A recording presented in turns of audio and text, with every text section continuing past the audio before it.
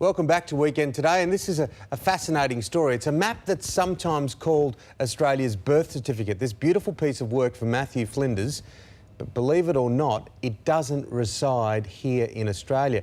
Liberal MP Greg Hunter is trying to change that, and he joins us now. Now, Greg, good morning, and why have you decided to champion this cause?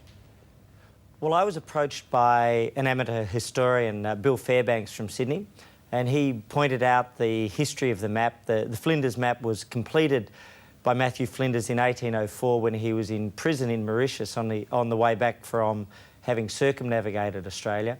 It was the first map of Australia's full coastline, and most significantly, it was the first time Australia was named as Australia.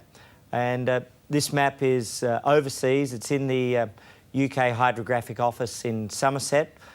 It's under lock and key. It's somewhere in the basement, and we think that it's time to bring home the map. It's a good-natured campaign, but it's a message to the British that obviously it doesn't mean a lot if it's under lock and key in the basement, but it would mean a lot. It would be one of our foundation documents, and we could tour the country and inspire students with our history. Well, I can understand why they keep the ashes at Lord's, but this seems a bit different. The situation back then, and you no doubt you've researched it, just for Matthew Flinders to go about this massive achievement, the arduous task, talk us through it.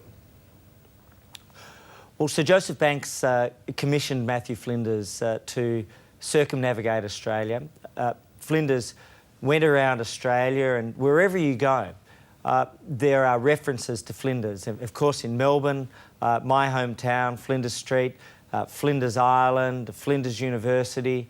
There are hundreds of references to Flinders around Australia, and looking at the map, you can see that with a few small exceptions, he managed to chronicle the coastline in a way which was used right up until the Second World War as a primary navigation instrument, and that was done with compass and sextant, not with any of the modern tools, and it was remarkably accurate.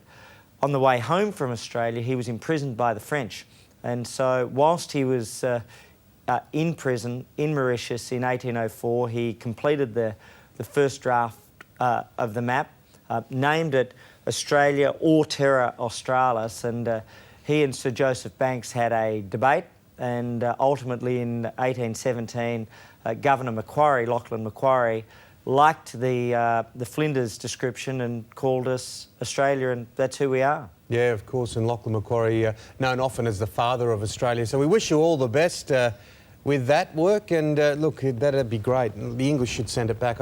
Look, we'll get the ashes back when we beat them next time, but they should send this map back right now. You have a great day down there in Melbourne. Try and keep cool. It's going to be nice and warm. Take care.